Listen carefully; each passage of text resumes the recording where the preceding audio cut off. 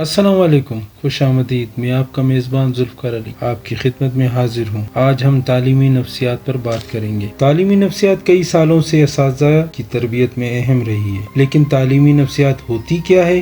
نفسیات کا لفظ دو یونانی الفاظ سائیکی دماغ، روح یا نفس اور لوگوس مطالعہ سے نکلا ہے۔ تعلیمی نفسیات تعلیمی اصولوں کے نفسیاتی اصولوں کی ترقی اور اطلاق اور تعلیم پر نفسیاتی نقطۂ نظر کو اپنانے کا نام ہے۔ آسان الفاظ میں تعلیمی نفسیات اس بات کا مطالعہ ہے کہ لوگ کیسے سیکھتے ہیں۔ دنیا تیزی سے بدل رہی ہے اور آج کا تعلیمی نظام بہت پیچیدہ ہے۔ کوئی واحد طریقہ نہیں جو سب کے لیے کام کرے۔ سیکھنے اور ترقی میں کئی عوامل شامل ہیں، لیکن ان میں سے زیادہ اہم کردار استاد کا ہوتا ہے۔ تعلیمی نفسیات کا مقصد اساتذہ کو تحقیقی علم فراہم کرنا ہے تاکہ وہ اسے تدریس میں مؤثر طریقے سے استعمال کر سکیں اور ایسے تحقیقی ہنر سیکھ سکیں جو طلباء کے سیکھنے پر اثر انداز ہونے والے عوامل کو بہتر طور پر سمجھنے میں مدد دیں۔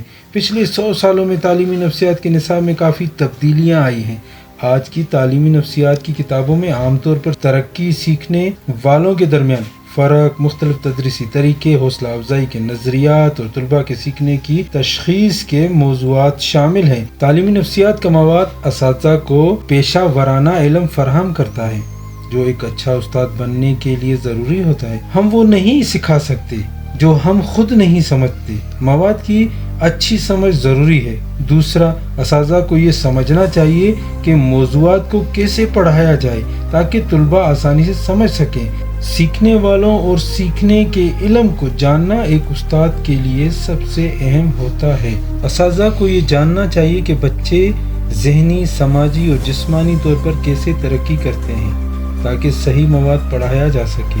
انہیں یہ بھی جاننا چاہیے کہ طلباء کیسے سیکھتے ہیں اور ان کے انفرادی فرق سیکھنے پر کیسے اثر ڈالتے ہیں۔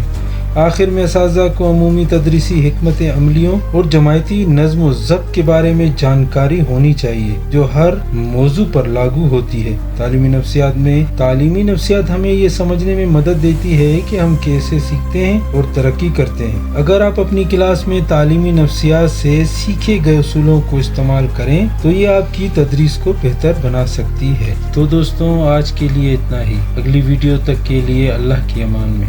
شکریہ۔